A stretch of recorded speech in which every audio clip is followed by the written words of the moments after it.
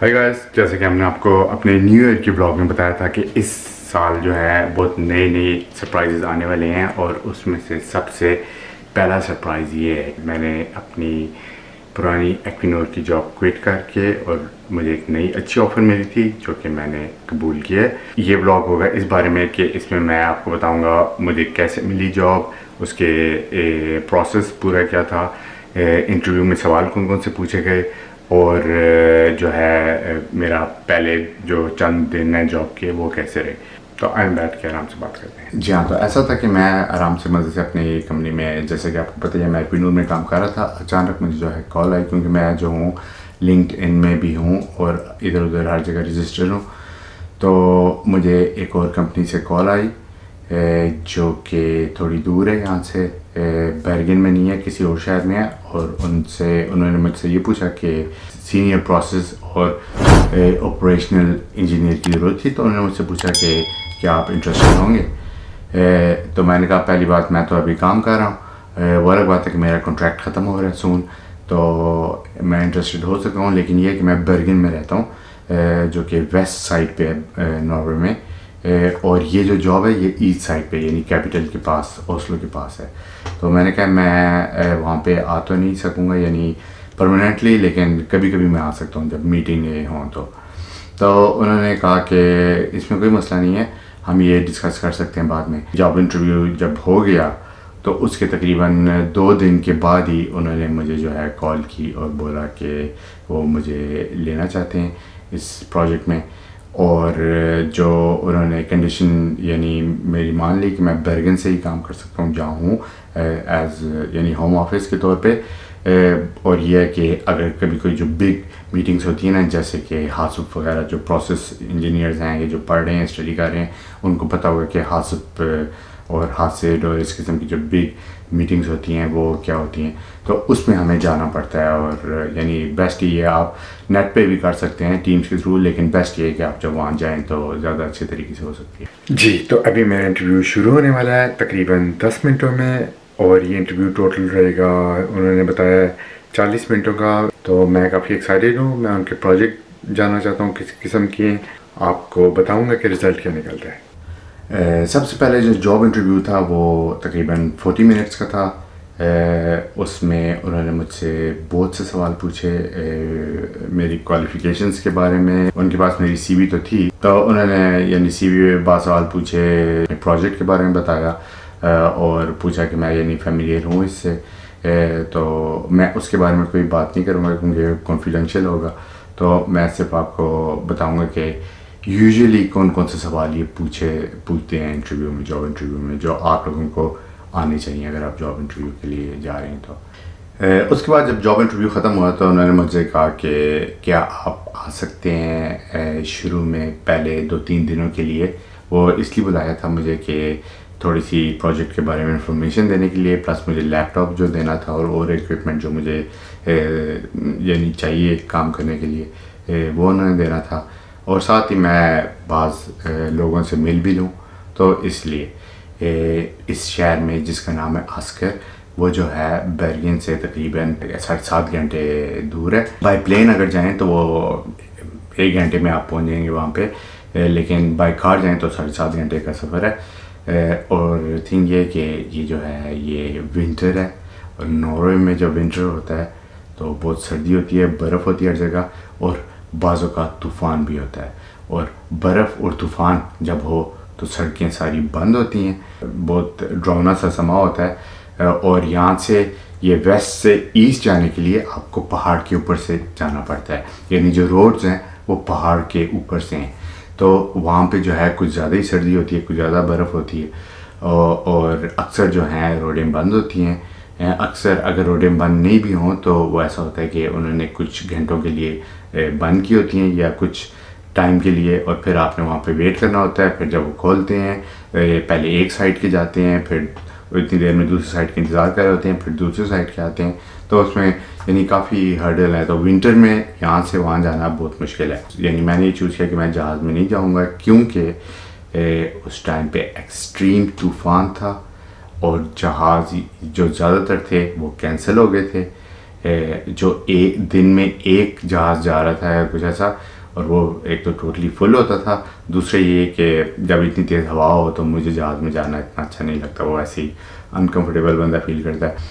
गाड़ी में जाना वो भी कोई इतना ख़तरे से खाली नहीं है। गवर्नमेंट ने यहाँ की ने मना किया हुआ था, यानी मना नहीं, उन्होंने रेकमेंड ये किया हुआ था कि जिसको यानी ज़रूरत नहीं है ना तो वो यानी अननेसेसरी गाड़ी में ट्रैवल नहीं। अब मेरे पास कोई ऑप्शन नहीं थी तो मैंने कहा मैं जाता हूँ गाड़ी में, मुझे अच्छा लगता है कि मेरी फैमिली मेरे साथ हो हर जगह। तो मैंने कहा कि ओके मेरे बच्चे और सईदा भी साथ चले जाएं। मैं इससे ये होगा कि उनके लिए एक छोटी सी वेकेशन हो जाएगी। जब हम रास्ते में गए तो बहुत ही तूफ़ान था और तेज़ हवा थी, कुछ नज़र नहीं आ रहा था रास्ते में।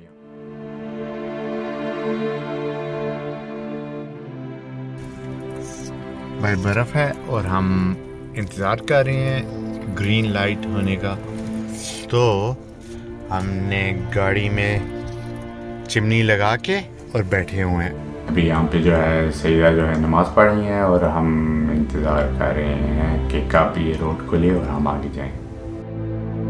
फिर आखिर में उन्होंने एक होटल भी दिया था, ये हमारे काम के बिल्कुल करीब ही था, वॉकिंग डिस्टेंस था काम तक।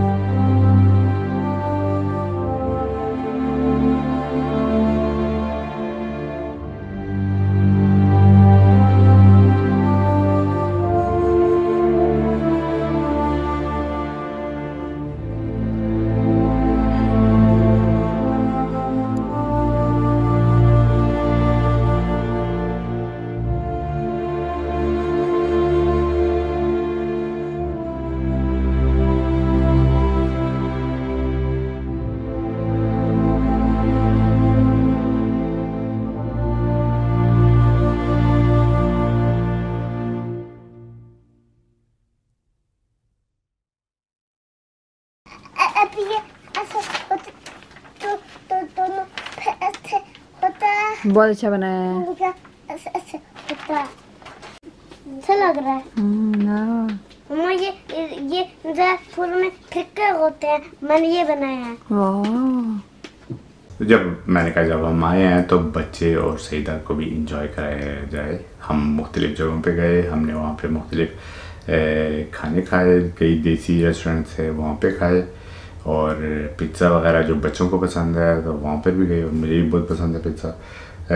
और बाकी जो खाने जो यहाँ से नहीं मिलते जैसे पकौड़े और मज़े की चीज़ें, मिठाइयाँ और जलेबी और इस किस्म की चीज़ें, हमने ये सिर्फ वहाँ से मिलती है क्योंकि वहाँ पे बहुत ज़्यादा पाकिस्तानी इंडियंस हैं, तो वहाँ पे इस तरह की बहुत सी शॉप्स हैं जिनसे आप खरीद सकते हैं।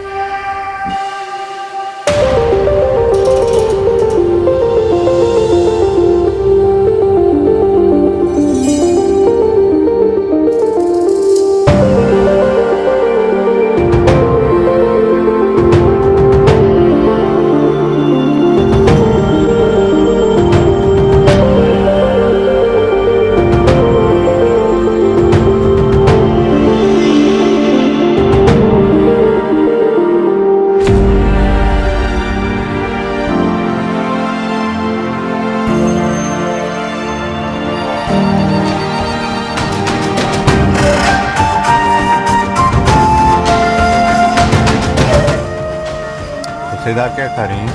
पकौड़े। ओह पकौड़े कहाँ से आए, आपने बनाए हैं? नहीं। ओह हो गर्मा गर्म, किस चीज़ के? आलू के, पालक के, प्याज के। वाह, ये पकौड़े और के ये फायदे हैं। और सईदा के जो लिया आपने? जलेबियाँ और मिठाई और हमें कुल्फी। कुल्फियाँ ये मैंगो का यहाँ पे मिलता है, मज़ा मैंगो। ये पाकिस्तान में भी है? पाकिस्तान में सुल्तान होती है वैसे। हाँ। तो फिर हम वहाँ पे रात को इस पार्क में गए थे, इसका नाम है फोगना पार्क या वीगनास पार्क भी से कहते हैं।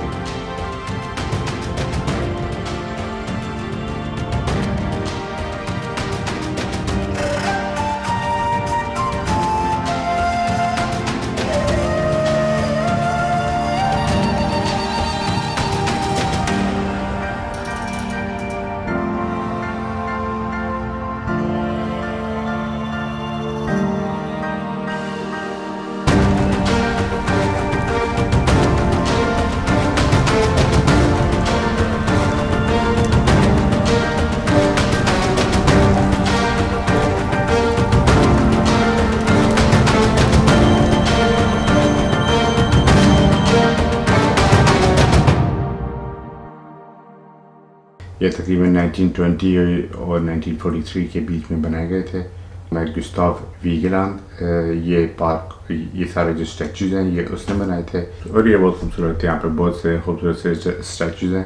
तो ये जब भी आप ओस्लो आएँ तो मैं आपको रेकमेंड करता हूँ यहाँ पे ज़रूर जाएँ, बहुत अच्छा है। वो अलग बात है कि यहाँ पे जो स्टैचूज़ हैं वो काफ़ी नेचुरल पोजीशंस में है, यानी कि वो क्लोथ्स के बगैर हैं।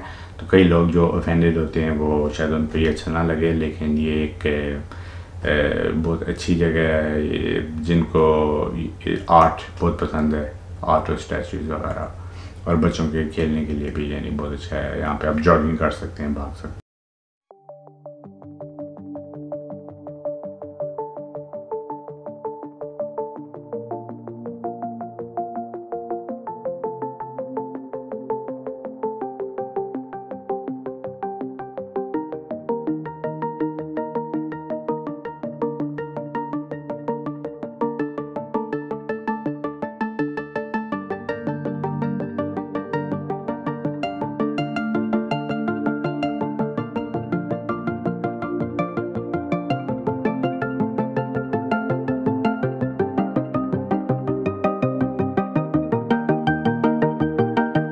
तो ये था इस साल का पहला सरप्राइज़ जो कि मेरी नई जॉब के बारे में था।